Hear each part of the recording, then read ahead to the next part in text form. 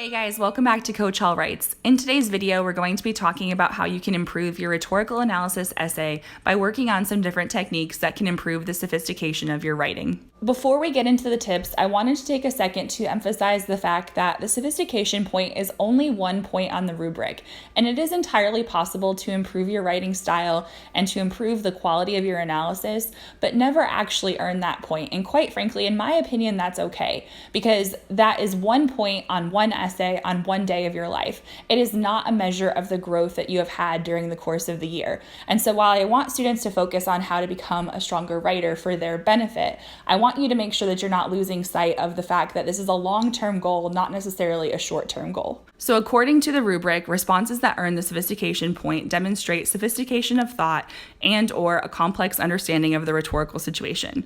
So out of all of that, I think the most important thing to me is that students understand what the rhetorical situation is, because you can't analyze it well if you don't know what it is. So that's the starting point for most students, is what is the rhetorical situation and how can you actually analyze that in relation to the choices that you're going to be talking about in your essay. So there are 3 ways that students can earn the sophistication point, and quite frankly, thinking about my own students, I've seen a lot of students do 2 of these things at the same time. You technically don't have to, but many times my students who have earned the sophistication point for an in-class essay combine bullet point 1 and bullet point 3. So it's really important to me that students understand the rhetorical situation and they thoroughly examine how that choice that they're talking about applies to the rhetorical situation. And then the students who are able to do so in either a vivid or persuasive way as they're writing, those are the essays where I'm like, okay, I'm pretty confident this has earned the sophistication point. Now that second bullet point is a little bit more confusing, but it talks about the complexities or tensions of the passage. And so sometimes this could be things like the tensions between the speaker and the audience, or if it's a letter, the person writing the letter and the person receiving the letter. It could also be perhaps the context and the historical tensions at the time. And so as you examine that, sometimes that does play out in the rhetorical situation as well. And so it's important to realize that you need to focus on improving the quality of your writing, so your syntax and that type of thing, but also improving your understanding of the passage and how you're actually analyzing that rhetorical situation. So I view this as 2 fronts. So even though these are separate bullet points, I think students need to break it down into 2 separate categories. How can I improve my analysis, which is your commentary, and then how can I improve my style itself? Because those 2 things, when paired together, make for an excellent essay. Now let's talk about possible methods for adding sophistication to your writing. And so I underline the word possible there because I want you guys to realize this is not a guarantee. There is not a magical formula that you can use to get that sophistication point. That being said, these are some ways that I think students could attempt to do it, presuming that the execution of it is well done. And also, some of these bullet points are better suited for certain types of prompts as opposed to others. So keep that in mind as well. Some of these might not work for a particular type of passage, whereas something else might be a little bit easier to perform. The first possible thing that you can consider is what the writer doesn't do.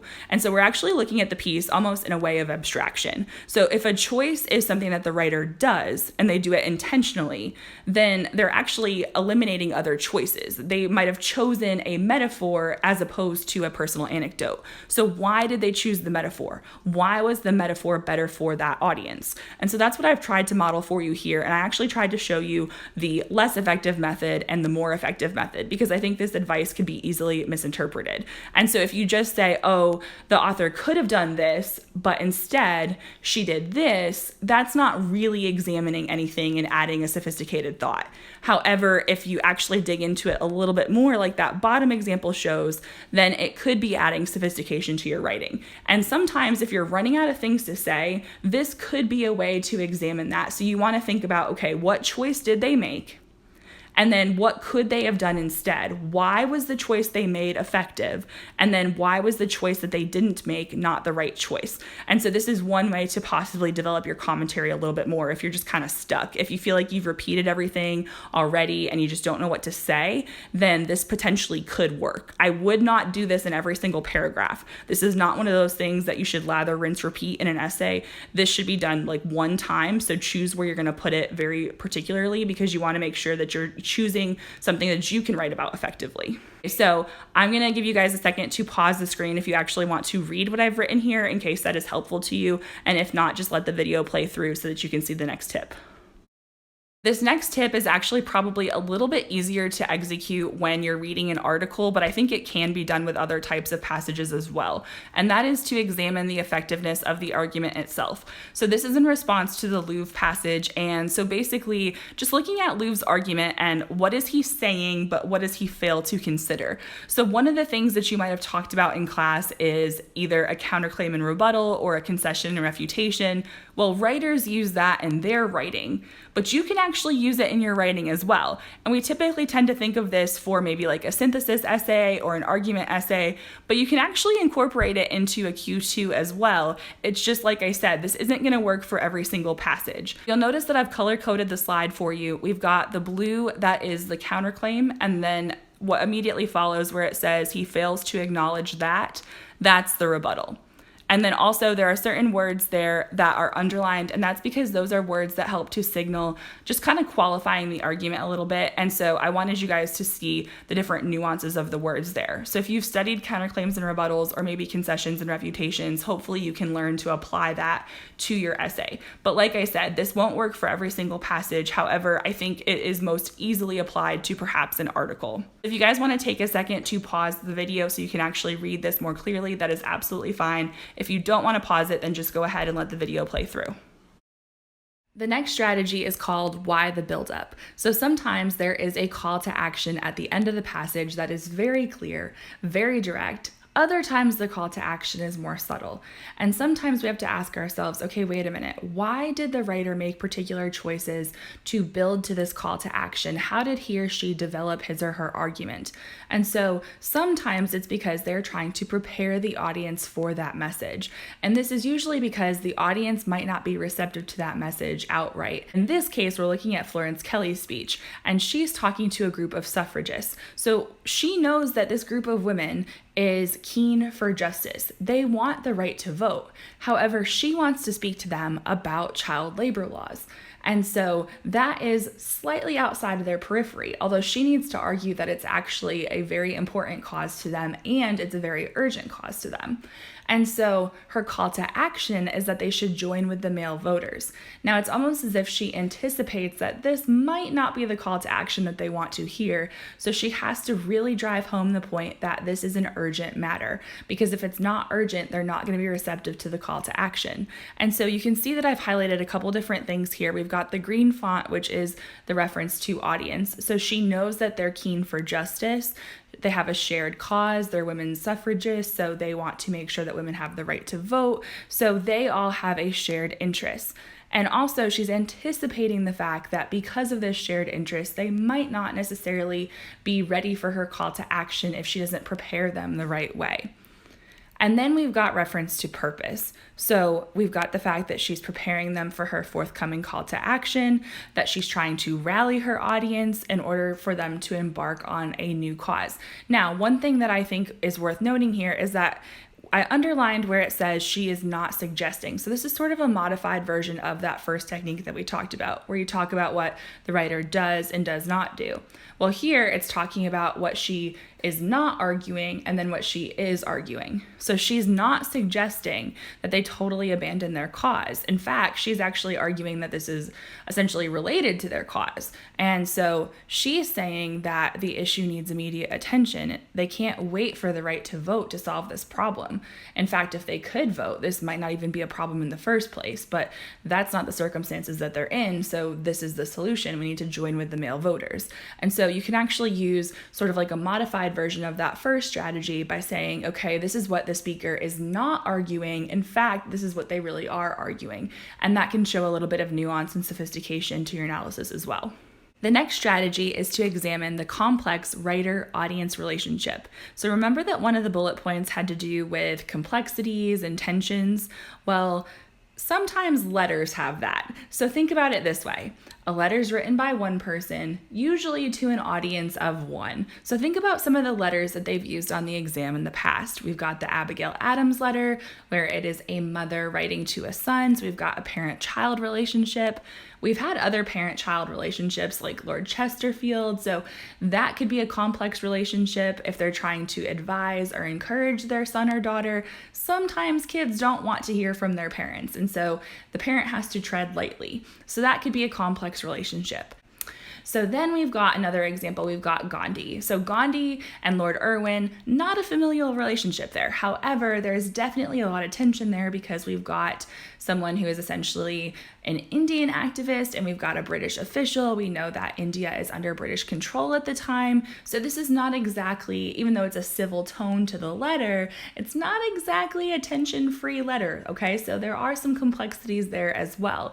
And so you could examine that, and if you dig into that speaker and audience relationship or writer and audience relationship very thoroughly, then you can examine those complexities and tensions. Another way that this could present itself could possibly be something like an inaugural address or a State of the Union address, or maybe even just a speech from a president or an elected official after a tragedy or something like that, where there is a perceived closeness with the audience. So even though the audience isn't one person, it might be the nation, there's still perhaps a very special but very complex relationship given the situation. So you could actually dig into that in those instances as well.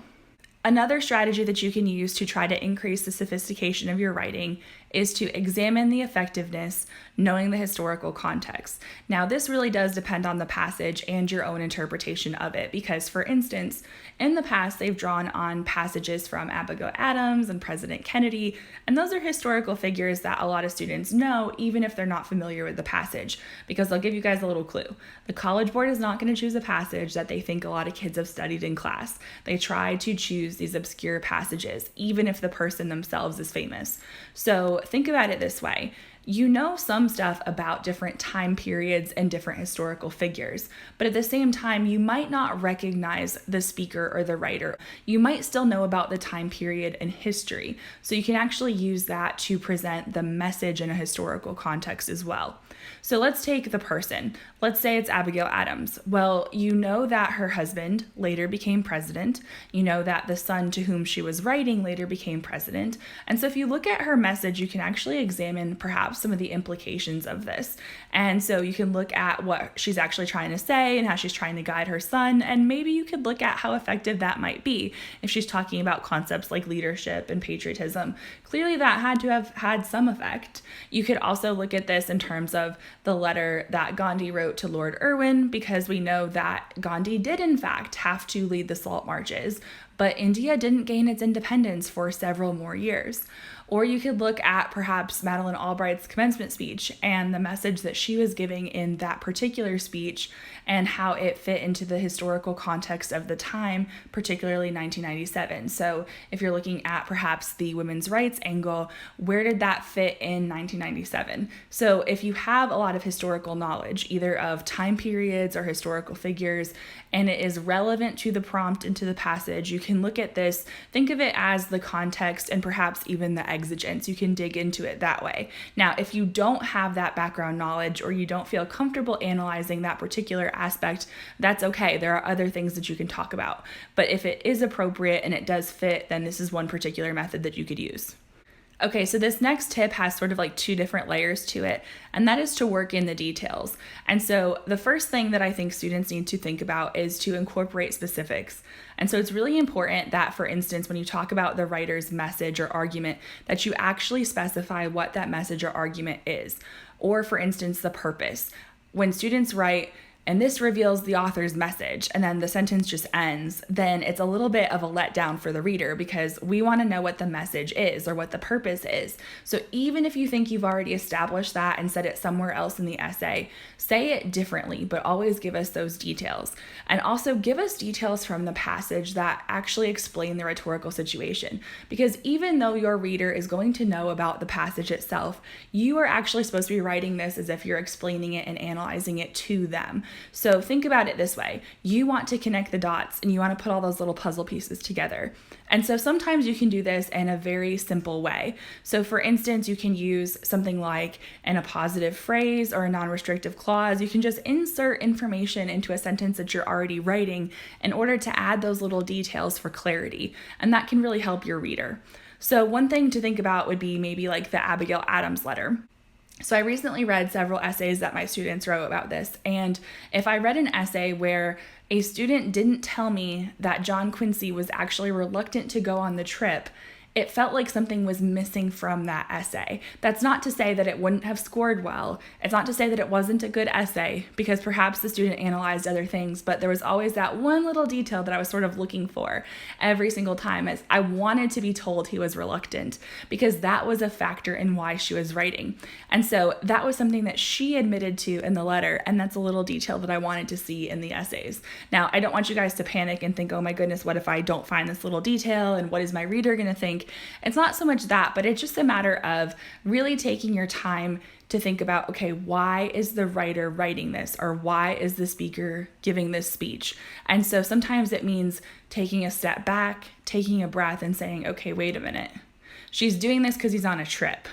Well, he was reluctant, because if he had wanted to go, she still might have written him a letter, but it would have had a different choice. It would have had a different tone involved to it. So the letter would have been different if he was really excited about the trip versus him not wanting to go. So think about it that way. Second part of this tip is to actually try to work toward that vivid writing style. But I want to caution you guys on this. For those of you that are creative writers, this tip might help you guys a little bit, and this tip might be a little bit easier for you, but don't go overboard with it, because this is not a creative writing piece. I love creative writing. I studied creative writing. But this is a rhetorical analysis, so don't lose sight of the task. And also, if you're not really into creative writing and this would feel very forced to you, this would not feel like your style of writing at all, then maybe this isn't the tip for you. So one thing you could do is to think about some details that you know to be true. And a lot of times you can't really make inferences about some of these passages, so keep that in mind as well. You want to make sure that the details you include are actually relevant and accurate. So the example I'm giving you guys is in relation to a commencement speech. So if people are at a commencement speech, and you're speaking to graduates, they're graduating, so they're going to have a cap and gown. So you could give that little detail. You know, if it's a funeral speech, you know people are going to be sad. So you can kind of use the occasion to perhaps add in a little bit of detail, but at the same time, you don't want it to turn melodramatic either. Okay, so just kind of keep that in mind. Some detail is good, but vivid doesn't necessarily have to be you using imagery. It can be. But the idea here is to find your voice as a writer. And so these details can be somewhat creative if you can weave them in, but it can also just be the specifics of the text. I think both of those would work depending on your style. Now let's go over a couple quick reminders. So keep in mind that on average, you have about 40 minutes to write one of these essays. For the 2020 exam, you have a total of 45 minutes. That's 45 minutes to read the passage, annotate, and write the essay. Quite frankly, that's not a lot of time, but the goal is to examine the relationship between the choices that you have selected to analyze and the elements of the rhetorical situation. You want to be as thorough as possible. And so this means that you might only have 2 body paragraphs, maybe 3, and that's okay. I like to see students who really examine that rhetorical situation and really have a lot of commentary, more commentary than you might have thought you needed when you first started this class, as opposed to trying to analyze 4 or 5 choices. It's not about analyzing every single choice that the author makes, but rather the most significant ones. And so one thing that has helped some of my students is to actually divide the passage up into thirds, the beginning, the middle, and end. So what is the author doing to introduce his or her argument or message? How do they develop it? And how do they conclude it?